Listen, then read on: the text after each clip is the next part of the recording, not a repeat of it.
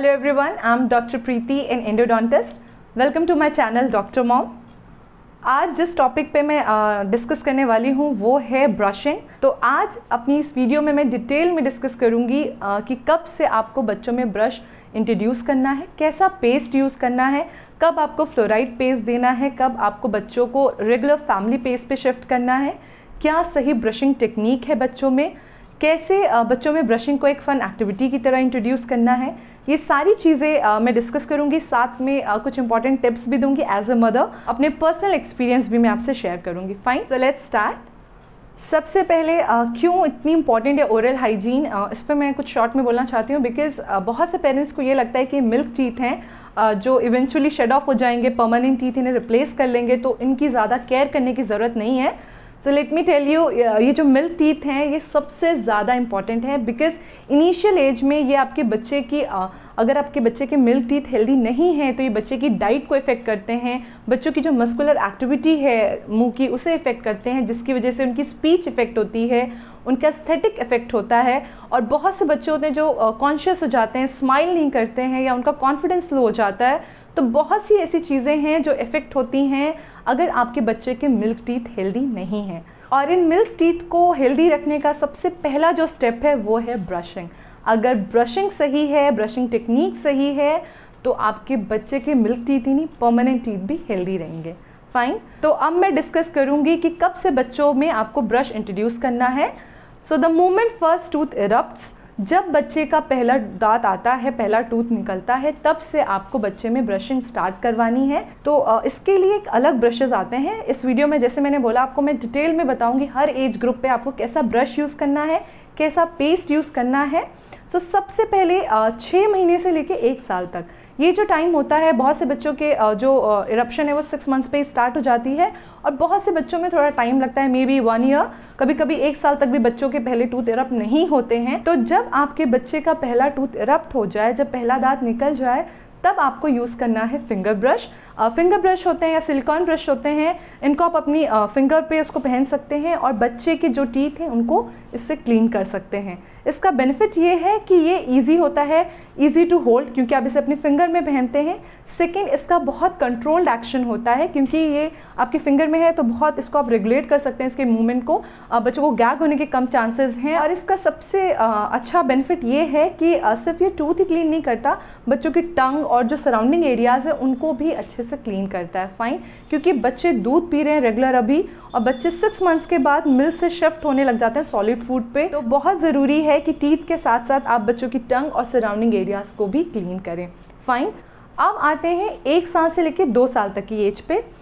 इस एज पे आपको बच्चों को इंट्रोड्यूस कराना है toothbrush, proper toothbrush. But again जो रिकमेंडेशन है, आप जहाँ से भी ले रहे हैं वहाँ पे प्रॉपर, आप अगर उसके डिस्क्रिप्शन में देखेंगे तो उस पर एज मेंशन होती है कि कौन से एज ग्रुप के लिए पर्टिकुलर टूथब्रश है। तो आपको उस पर्टिकुलर एज के अकॉर्डिंग वो टूथब्रश सेलेक्ट करना है अपने बच्चे के लिए। एंड अगेन उसमें कुछ फीचर्स हैं जिन पे आपको ध्यान देना है, जो मैं अब आपको बता रही हूँ। सबसे पहली चीज़ आपको नोटिस करना है कि जो भी आप ब्रश ले रहे हैं अपने बच्चे के लिए फ्रॉम 1 to 2 एज ग्रुप, उसका हेड बहुत स्मॉल होना चाहिए। बिकॉज आपका बच्चा छोटा है, उसका मुंह छोटा है, तो हेड इतना स्मॉल होना चाहिए कि वो ईजिली उसके मुंह में जा सके और क्लीन कर सके। फाइन, सेकेंड, ब्रश का हैंडल थोड़ा ब्रॉड होना चाहिए और उसकी थोड़ी लेंथ होनी चाहिए। ब्रॉड में क्यों कह रही हूँ, बिकॉज उसका ग्रिप अच्छा होता है और उस ब्रश का जो मूवमेंट है वो भी थोड़ा कंट्रोल रहता है, गैग भी नहीं होगा। तो इसलिए इम्पॉर्टेंट है, आप जब भी बच्चे के लिए ब्रश ले रहे हैं प्लीज़ बहुत ही फैंसी प्रोडक्ट्स में मत जाइए, प्लीज़ उसका डिस्क्रिप्शन ज़रूर पढ़िए और ये सारी चीज़ें आपको फॉलो करनी है। फाइन, एक और इम्पॉर्टेंट चीज़ जो इस पर ध्यान देनी है, 1 to 2 ईयर के एज ग्रुप में आपको यूज़ करना है very soft toothbrush. Why I am saying this, because initial stage में बच्चों के, जैसे मैंने बोला, कुछ बच्चों में लेट इरप्शन होता है, कम दांत होते हैं, तो मेक श्योर कि बच्चों के गम्स हर्ट ना हो, उनके टिश्यूज़ हर्ट ना हो। इसीलिए इनिशियल स्टेज में आपको एक्स्ट्रा सॉफ्ट ब्रिसल वाला ब्रश ही यूज़ करना है बच्चों में। फाइन, नेक्स्ट, 2 साल के बाद, यानी कि 2 से 3 साल या उसके बाद की एजेस में जो आप बच्चों के लिए ब्रश यूज़ करेंगे वो आप सॉफ्ट ब्रिसल वाला ब्रश यूज़ कर सकते हैं। फाइन, अब नेक्स्ट मैं डिस्कस करूंगी पेस्ट। 6 महीने से लेके 1 साल तक का जो टाइम होता है, इस टाइम पीरियड में जब आप बच्चे में फिंगर ब्रश यूज़ कर रहे हैं तब आपको कोई पेस्ट यूज़ नहीं करना है। इस टाइम पे पेस्ट यूज़ करने की ज़रूरत नहीं है, सिंपली आपको फिंगर ब्रश को वार्म वाटर में डिप करके क्लीन करके उसी से ब्रशिंग करनी है। फाइन।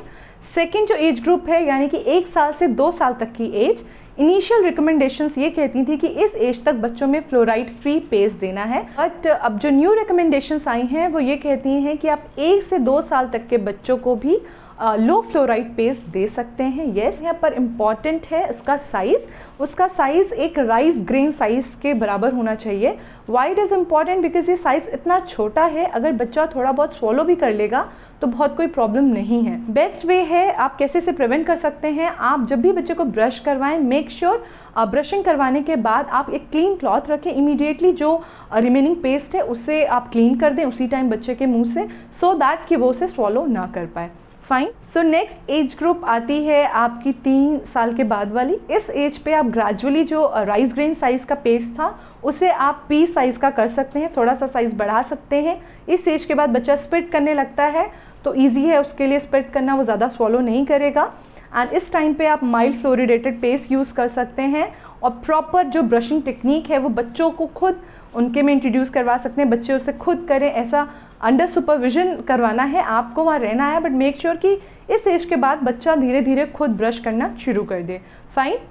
नेक्स्ट जब आपको याद रखना है इम्पॉर्टेंट वो ये कि कब बच्चा आपके रेगुलर फैमिली पेज पे शिफ्ट हो सकता है। तो 6 साल के बाद आप अपने बच्चे को रेगुलर फैमिली पेज दे सकते हैं। इसमें फ्लोराइड कंटेंट ज़्यादा होता है, हाई फ्लोराइड या हाई फ्लोरिडेटेड पेस्ट होते हैं ये, सो दैट ये आपके बच्चों के परमानेंट टीथ को फर्दर केरी से प्रोटेक्ट कर सकें।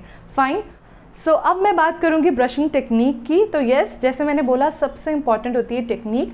तो बच्चों में भी एक अलग ब्रशिंग टेक्निक होती है और हम बड़ों में एक अलग टेक्निक होती है। सो बच्चों में स्टार्टिंग से ही आप ये सही टेक्निक इंट्रोड्यूस करवाएं, सो दैट जब भी वो ब्रश करें, जब भी बड़े भी हो जाएं तब भी ब्रश करें तो इनकी एक सही टेक्निक हो, अदरवाइज वो ब्रशिंग तो करेंगे बट वो बहुत इफेक्टिव नहीं होगी। फाइन। सो जो राइट टेक्निक है बच्चों में वो है सर्कुलर मोशन। बच्चों में हमेशा ब्रशिंग ऐसे होती है, सर्कुलर होती है, बड़ों में ऑलवेज वर्टिकल। सो बच्चों में आपको इंट्रोड्यूस करानी है सर्कुलर मोशन टेक्निक। सो ये आप कैसे भी कर सकते हैं, बहुत सारे ऐसे कार्टून्स आते हैं, पिक्चर्स आते हैं जिसमें आप बच्चों को सिखा सकते हैं ब्रशिंग करा के कि कैसे आपको सर्कुलर ब्रशिंग करनी है। आप हैंड मूवमेंट से सिखा सकते हैं कि आपको ऐसे ऐसे ब्रश करना है, सर्कल्स बनाने हैं, so like that, but make sure कि सही टेक्निक आपको बच्चों में इंट्रोड्यूस करनी है। फाइन। तो ब्रशिंग टेक्निक जैसे मैंने बताई सर्कुलर मोशन, ये उन बच्चों के लिए जो बड़े हैं खुद ब्रशिंग कर सकते हैं, बट जो छोटे बच्चे हैं 1-2 साल के हैं जो खुद से ब्रशिंग नहीं कर सकते हैं उसमें आपको ही उनकी ब्रशिंग करनी है। तो प्रॉपर पोजीशन क्या होनी चाहिए ये जानना बहुत इंपॉर्टेंट है, क्योंकि अगर आपकी पोजीशन सही होगी तो बच्चों में ब्रशिंग करना ईजी भी हो जाएगा और ब्रशिंग ज़्यादा इफेक्टिव भी होगी। सबसे पहले आपको बच्चे को कहीं भी कंफर्टेबल, या तो आप उसे बैठा दीजिए या तो कहीं भी आप खड़े हैं तो कंफर्टेबल पोजीशन में होना चाहिए। उसके बाद आपको बच्चे के पीछे खड़े होना है या पीछे बैठना है, बच्चे के हेड को रिक्लाइन करना है अपने चेस्ट पर, एंड मेक श्योर कि एक हाथ से आप बच्चे के लिप्स रिट्रैक्ट करें और दूसरे हाथ से आप ब्रशिंग कराएं। फाइन। तो ये बहुत ही इजी वे है, आप अपर के टीथ में ब्रशिंग कराएंगे, देन लोअर टीथ में, देन बच्चे का माउथ ओपन करके उसके जो पीछे के टीथ हैं पोस्टीरियर उसके सरफेसेस को भी क्लीन करेंगे। इससे बहुत ईजिली आप ब्रशिंग करा सकते हैं, बहुत इफेक्टिव भी है। सेम टाइम पे आप एक क्लीन क्लॉथ रखिए, उससे आप तुरंत अगर कुछ पेस्ट या कुछ लगा है तो उसे वाइप ऑफ कर दीजिए, क्लीन कर दीजिए। तो ये करेक्ट पोजिशन है और टेक्निक है छोटे बच्चों में ब्रश कराने की जो खुद से ब्रश नहीं कर सकते हैं। फाइन। नेक्स्ट मैं डिस्कस करूंगी कि ब्रशिंग को कैसे इंट्रोड्यूस करना है आपको एज ए फन एक्टिविटी। बच्चे अभी छोटे हैं, वो बहुत सारी नई एक्टिविटीज सीख रहे हैं, बहुत कुछ नया सीख रहे हैं, तो बहुत ज़रूरी है कि हम ब्रशिंग को उनके लिए एक फ़न एक्टिविटी बनाएं। वो उनके लिए बोरिंग नहीं होना चाहिए, बिकॉज ये उनकी एक हैबिट है, ये उनको लाइफ लॉन्ग करना है। तो इसको आपको स्टार्टिंग से ही इंटरेस्टिंग बना के रखना है, सो दैट वो उसको एक रेगुलर हैबिट में ला सके और उसे रेगुलरली अच्छे से फॉलो कर सकें। फाइन। आप बच्चों के साथ ब्रश करिए, उनके साथ में अगर आप ब्रश करेंगे तो वो भी आपको देख के ब्रश करेंगे और उनका इंटरेस्ट बढ़ता है। जो भी यूजुअली बच्चों की आदत होती है, जो भी पेरेंट्स करते हैं वो उसको फॉलो करना चाहते हैं, तो आप भी बच्चों के साथ ब्रश करिए, मेक श्योर कि वो भी आपको देख के ब्रश करें। फाइन। सेकंड, आजकल बहुत ऐसे राइम्स हैं, कुछ ऐसे गाने हैं, आप वो प्ले करिए, उनके साथ डांस करिए, डांस करते करते ब्रशिंग करिए।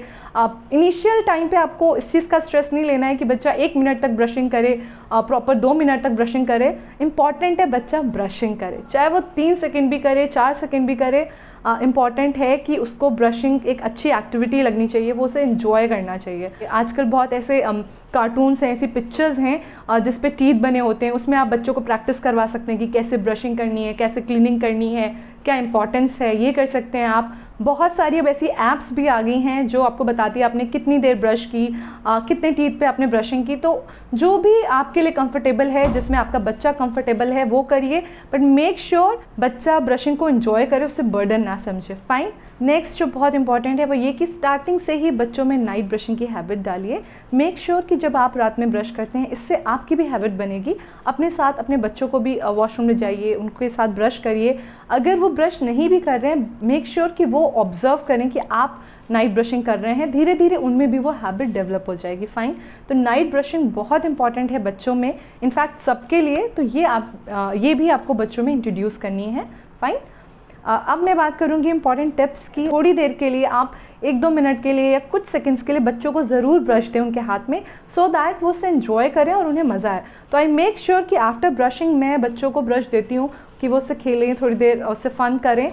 सो इससे क्या होता है, वो उनमें वो इंटरेस्ट रहता है। आप ये कर सकते हैं। मैं राइम्स हैं ऐसी ब्रशिंग पे, वो मैं अपने बच्चों को दिखाती हूँ टू मेक श्योर कि क्या इंपॉर्टेंस है ब्रशिंग की, क्यों आपको ब्रश करना है। तो ये कुछ टिप्स हैं जो मैं खुद फॉलो कर रही हूँ। और अगर कोई ऐसी टिप्स हैं जो आप फॉलो करते हैं, या कोई ऐसी टेक्निक है जिससे आपने ब्रशिंग को अपने बच्चों में एक फ़न एक्टिविटी की तरह इंट्रोड्यूस किया है, तो प्लीज़ मुझे कमेंट सेक्शन में लिखिए, सो दैट मुझे भी कुछ नया या कुछ अलग पता लगेगा इससे। फाइन। सो ये तो मैंने आपको बताया कि ब्रशिंग कब से करनी है, जब से बच्चों का पहला टूथ इरप्ट होता है।